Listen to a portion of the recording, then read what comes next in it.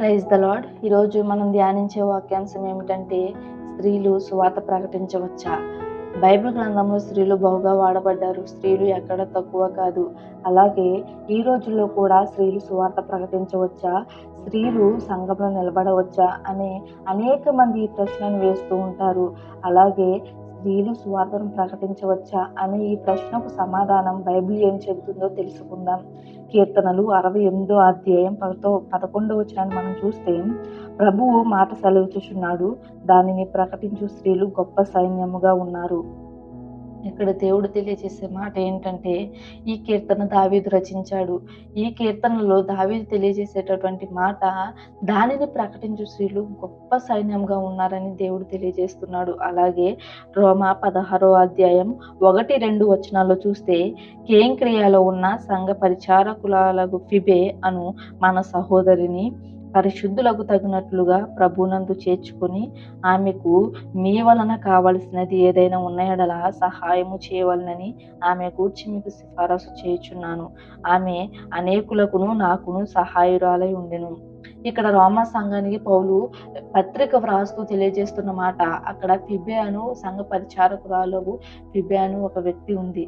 ఆమె నాకును అనేకులకును పరిశుద్ధులకు తగినట్లుగా అనేక మందికి ఆమె సహాయురాలు ఉందని ఇక్కడ పౌలు తెలియజేస్తున్నాడు. అలాగే న్యాయాధిపతులు 4వ అధ్యాయం 5వ వచనంలో చూస్తే, అక్కడ దెబోరా ఇజ్రాయేలులందరి ఎడల న్యాయాధిపతిగా ఉన్నట్లుగా మనం చూస్తున్నాం. ఆమె యొద్దకు అనేక మంది అన్యాయాలు తీర్పు తీర్చమని అనేక మంది ఆమె యొద్దకు వచ్చినట్లుగా మనం చూస్తాం.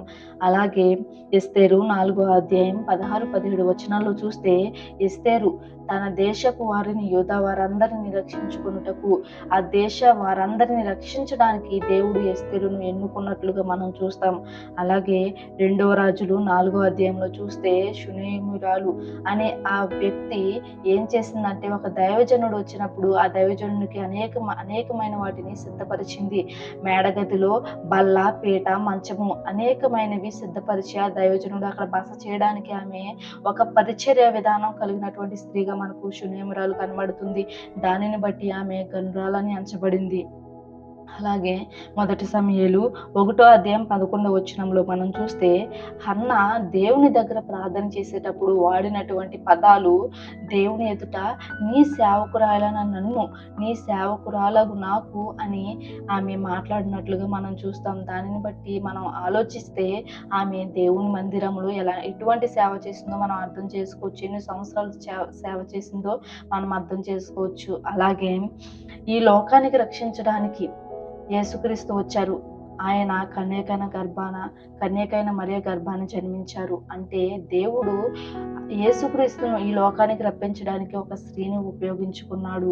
అలాగే యేసుక్రీస్తు పునరుద్ధానుడై తిరిగి లేచిన తరువాత మొట్టమొదటి సువార్త మగ్దలేని మరియ చేసింది. అంటే ఇక్కడ మొదటి సువార్తను ప్రకటించడానికి కూడా మగ్దలేని మరియను దేవుడు ఎన్నుకున్నాడు. అలాగే ఈ బైబిల్ గ్రంథంలో ఏ ఒక్క స్త్రీని దేవుడు విడిచిపెట్టలేదు. డోర్కా అనే వ్యక్తిని, రహాబు అనే వేశ్య విశ్వాసమును బట్టి వేగుల వారిని చేర్చుకున్నట్లుగా మనం చూస్తాము. అలాగే రూతు విషయంలో కూడా మనం చూస్తాము.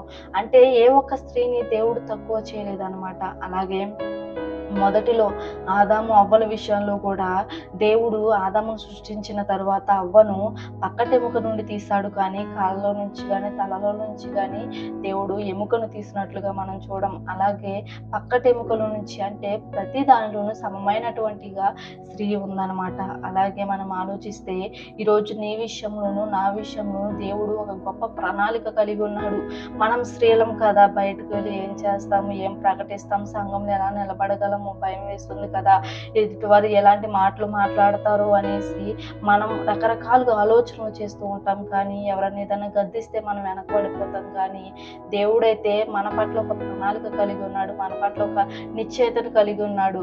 అంటే దేవుని కొరకు మనం వాడబడగలం, దేవుడి కొరకు మనం సువార్త ప్రకటించగలమని దేవుడు ఇక్కడ స్పష్టంగా తెలియజేస్తున్నాడు. బైబిల్ గ్రంథంలో ఉన్న ఈ స్త్రీలు అందరూ దేవుని కోసం గొప్పగా వాడబడ్డారు, చరిత్రలో గొప్పగా నిలబడ్డారనమాట. అలాగే మనం ఆలోచిస్తే ఇప్పుడు ఈ రోజుల్లో రకరకాలుగా స్త్రీలు ప్రవర్తిస్తున్నట్టు విధానం మనకు కనబడుతుంది. అలాగే స్త్రీలు ఎంతోమంది సువార్తను ప్రకటిస్తున్నారు. కొంతమంది సంఘాలలో చూస్తే స్త్రీలు నిలబడితే పురుషులు ఊరుకోరండి. ఎందుకంటే స్త్రీలు మౌనంగా ఉండవలసినదే గాని సంఘంలో మాట్లాడుటైనను, ఉపదేశించుటకైనను అర్హురాలు కాదని పౌలు రాసిన పత్రికలు ఆ విషయాన్ని బట్టి చూస్తున్నారు గాని బైబిల్ గ్రంథంలో స్త్రీలు ఏ విధంగా వాడబడ్డారో ఆ విషయాన్ని గమనించడం లేదు. స్త్రీ మౌనంగా ఉండాలి, భర్త దగ్గర మౌనంగా ఉండాలి, ప్రతి విషయంలోనూ మౌనంగా ఉండాలి కానీ యేసుక్రీస్తు సువార్త విషయంలో మౌనంగా ఉండకూడదు. స్త్రీ ప్రతి ఒక్కరూ వారి నోరును విప్పాలి. యేసుక్రీస్తు గురించి సువార్తను ప్రకటించాలి. అనేక సాటి విశ్వాసులను దేవుని సన్నిధికి తోడుకొని రావాలి. అలాగే మనం ఆలోచిస్తే ఈరోజు నీ విషయంలో నా విషయంలో దేవుడు గొప్ప ప్రణాళిక కలిగి ఉన్నాడు కాబట్టి దేవుడు ఈ మాటలను మన జీవితాలలో కూడా నెరవేర్చాలని, ఆయన చిత్తాన్ని, ఆయన ప్రణాళికను మన పట్ల నెరవేర్చాలని చిన్న ప్రార్థన చేసుకుందాం. మహాపరిశుద్ధుడ, మహాగణుడ, మీకే స్తోత్రాలు తండ్రి. ప్రభువా, ఇప్పటి వరకు తెలియజేసిన మాటలను బట్టి మీకే స్తోత్రాలయ్యా.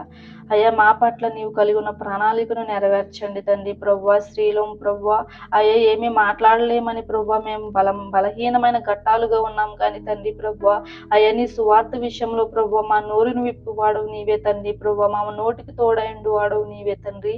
అయ్యా నాయన తండ్రి ప్రభు అనేక విశ్వాసులు నశించిపోతున్న ఆత్మను అనేక మందిని అదుకు తోడుకొని వచ్చినట్లుగా ప్రభు స్త్రీలమైన మమ్మల్ని వాడుకోనండి. నీ సువార్థికులుగా నాయన, నీ సేవకులుగా మమ్మల్ని చేయండి దేవా. మీకే స్తోత్రాలు తండ్రి. అయ్యా నాయన ప్రభువా ఈ వాక్యాన్ని ప్రభువా నాయన ఎవరైతే వింటున్నారో, ఎవరైతే నాని వీడియోని చూస్తున్నారో తండ్రి ప్రతి ఒక్క బిడ్డను దీవించండి, ఆశీర్వదించండి నాయన. మేలులతో నింపండి తండ్రి. ప్రభువా స్త్రీగా ఉన్న ప్రతి ఒక్క బిడ్డ ఈ వాక్యాలను బట్టి ఇందులో చూపించిన నాయన తండ్రి స్త్రీలను బట్టి బలపరచబడినట్లుగా మీరే ఆత్మతో నింపండి తండ్రి. ఏ స్త్రీని ప్రభు నువ్వైతే తక్కువ చేయలేదు ప్రభువా. అయ్యా మగవానితో నాయన సమానంగా ఎంచి ఉన్నవాడవు తండ్రి. ప్రతి విషయంలోనూ ప్రభు స్త్రీకి సమాన హక్కులు ఉన్నాయని దేవుని వాక్యం తెలియజేశారు దేవా. మీకే స్తోత్రాలు తండ్రి. అయ్యా మీరే కృప చూపించి బలపరిచి తండ్రి ప్రభువా నాయన యేసునామమున ఈ చిన్న ప్రార్థన ఆలకించమని అడిగి వేడుకొని ప్రార్థిస్తున్నాను తండ్రి. ఆమేన్.